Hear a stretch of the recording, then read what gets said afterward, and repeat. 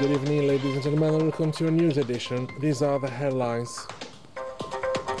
The Army General Said Sengreha, Minister Delegate to the Ministry of National Defense, Chief of Staff of the People's National Army, supervises the inauguration ceremony of new healthcare infrastructures in the first military region.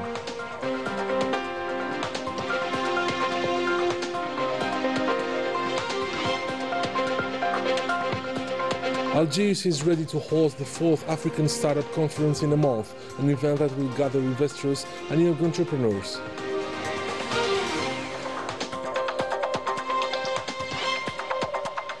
The 15th of November 1988, a historical day as Algeria witnessed the proclamation of the Palestinian state. Since then, our country showed an unwavering support to the Palestinian cause.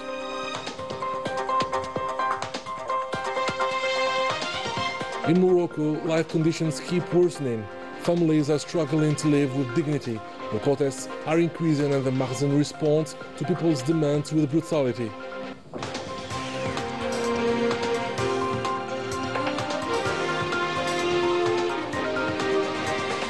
Another trophy for the GSK women's team. The ladies of the Judura win the Algerian Super Cup after defeating CS Akbo.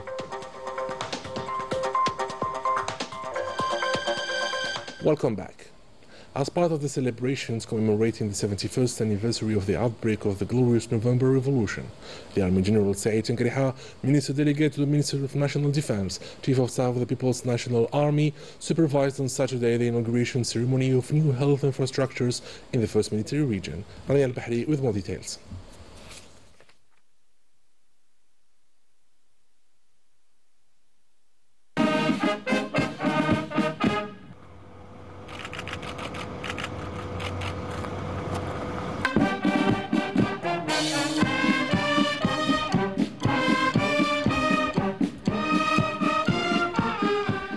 Following the welcoming ceremony at Ain Naja Central Army Hospital, presided over by the commander of the 1st Military Region and attended by major generals and generals from the Ministry of National Defense and the General Staff of the People's National Army. The general received a detailed presentation from the Central Director of Military Health Services.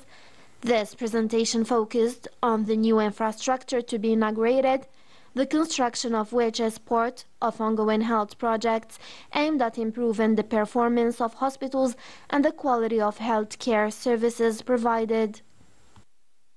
Then the Army General oversaw the commissioning of 2 medical wards at the Central Army Hospital, which had recently been equipped with a new medical equipment.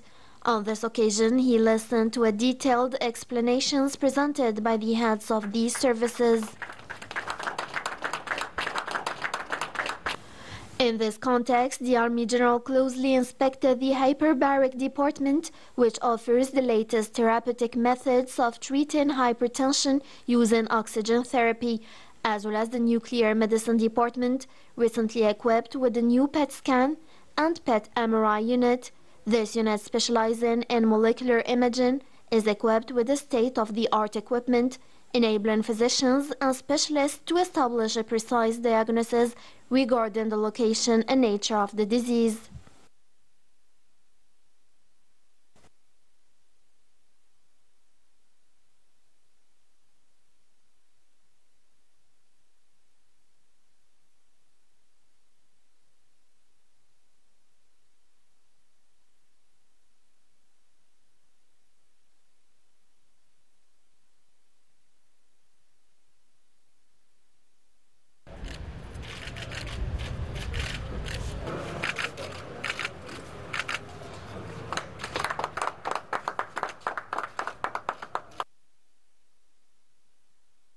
These 2 departments, built in accordance with international health standards and equipped with modern high-performance equipment, are able to offer high-quality medical services to patients, thus contributing to the improvement of their care.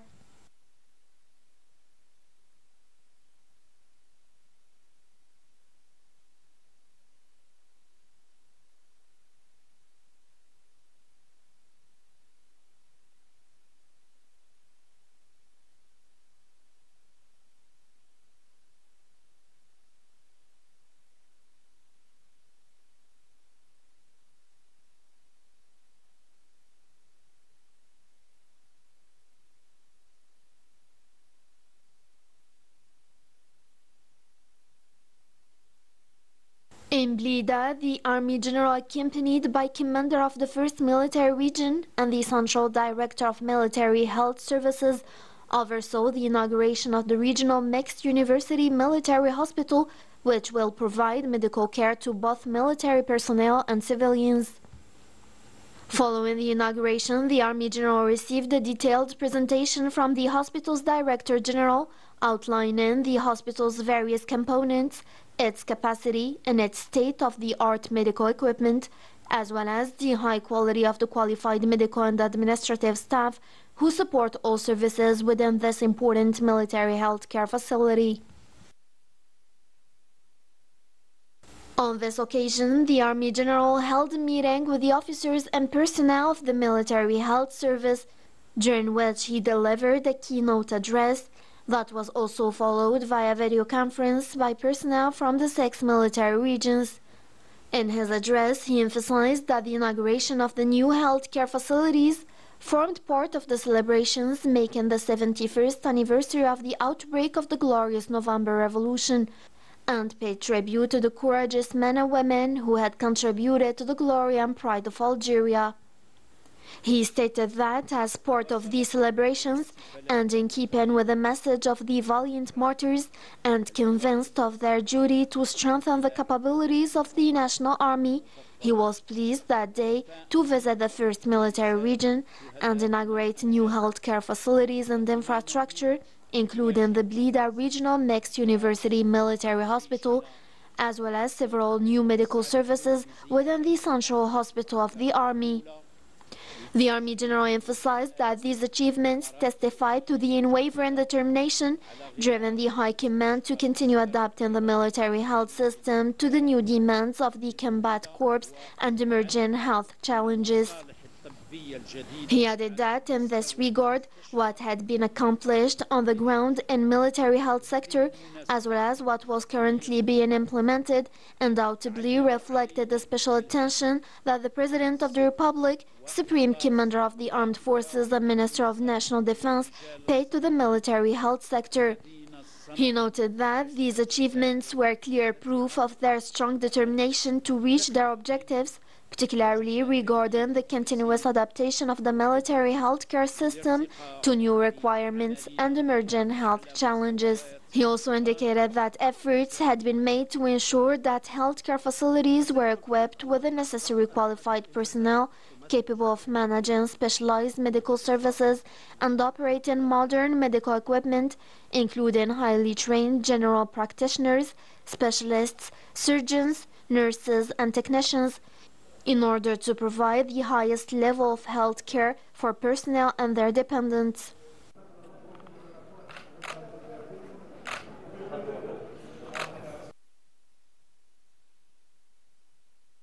At the end, the Army General signed the guest book.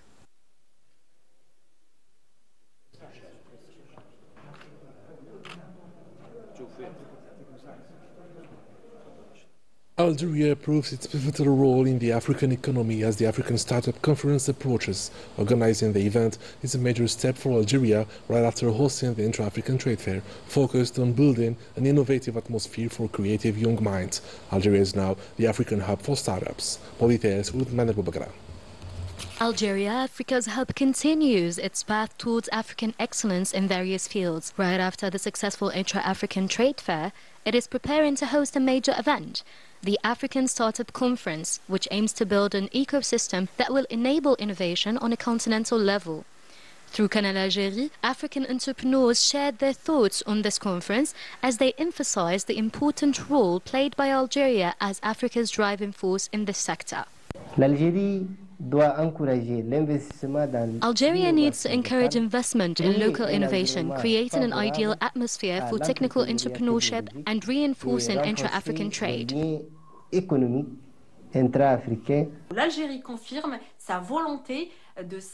Algeria has confirmed its commitment to the continental innovation dynamic. There is a political engagement that is clear and that aims to support young entrepreneurs. For them, this is a strategic platform that will reaffirm Algeria's commitment to supporting innovation and entrepreneurship across Africa. paving the way for cooperation, the exchange of experience and expertise, and the development of ambitious policies supporting innovation. I think Algeria is taking a leadership role in shaping the Africa innovation agenda. By hosting the African Startup Conference, Algeria is positioning itself as the event offers a unique platform for startup founders, ecosystem leaders, and investors to connect. Happening from the 6th to the 8th December in Algiers, Algeria. This isn't just another event. It's a movement, a celebration of African rising heroes, from daring entrepreneurs, bold investors, visionary leaders, innovators. Let's raise the banner of innovation, unity, and possibility.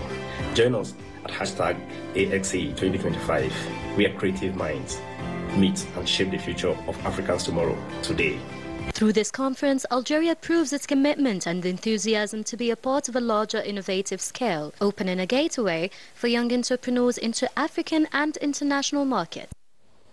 Morocco's growing crackdown and forced evictions are pushing the citizens into deeper suffering as repression replaces real solutions to their basic needs. Najah.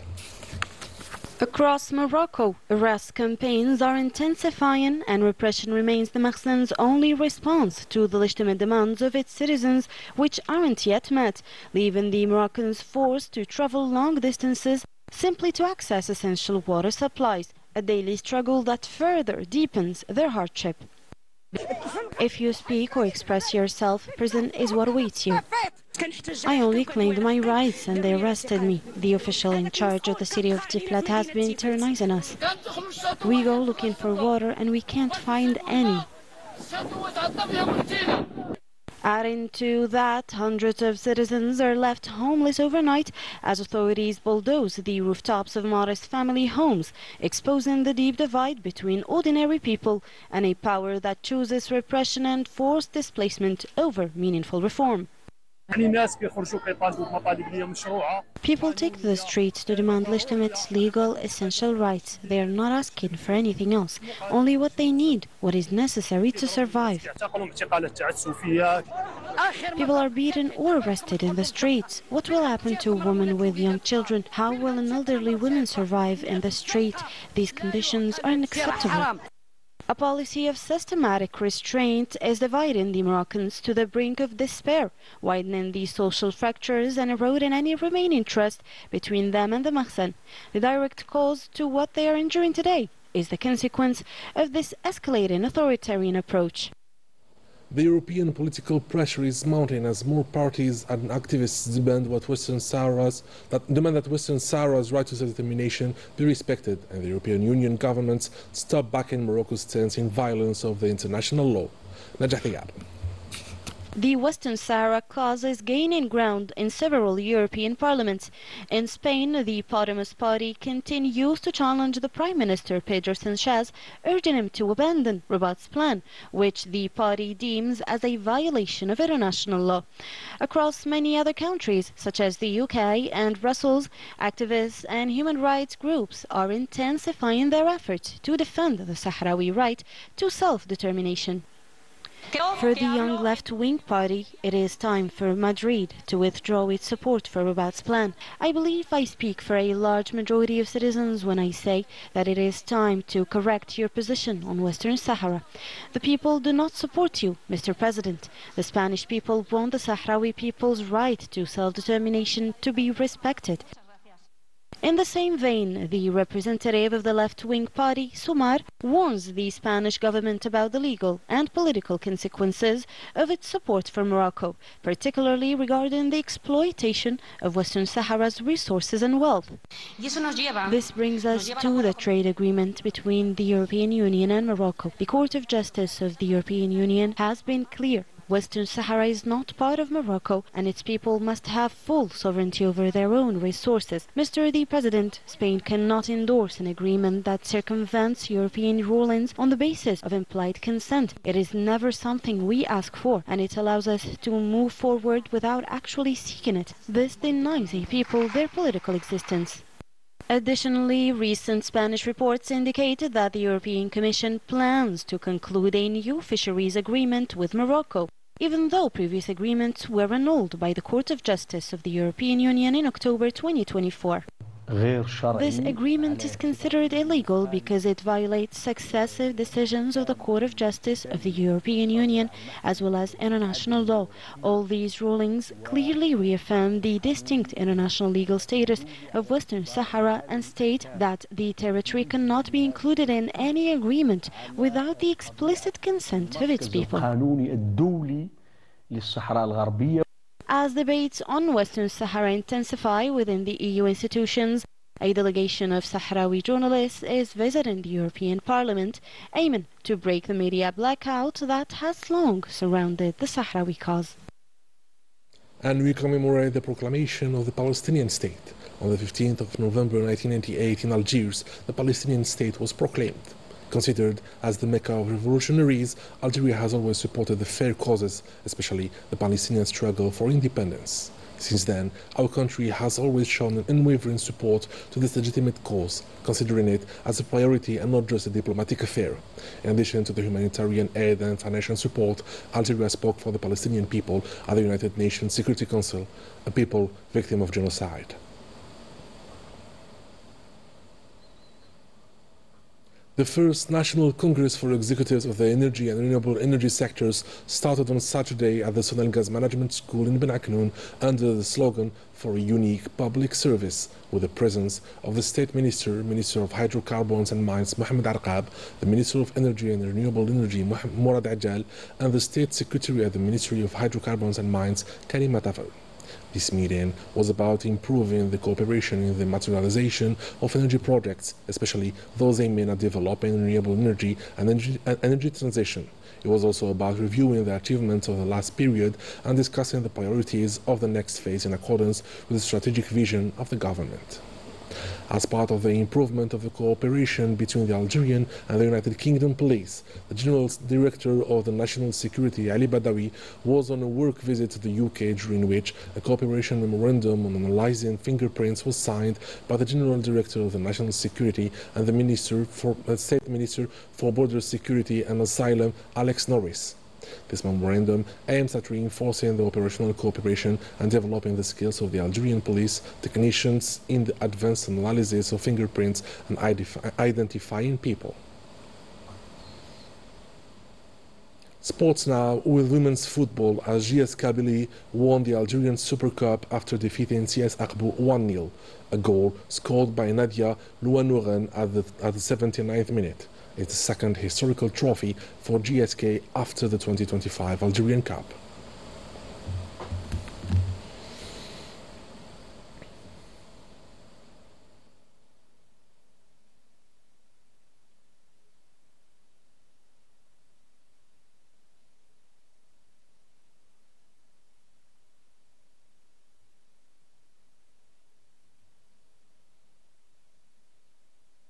And with this, we come to the end of our edition. Ladies and gentlemen, thank you for being with us. Have a good night.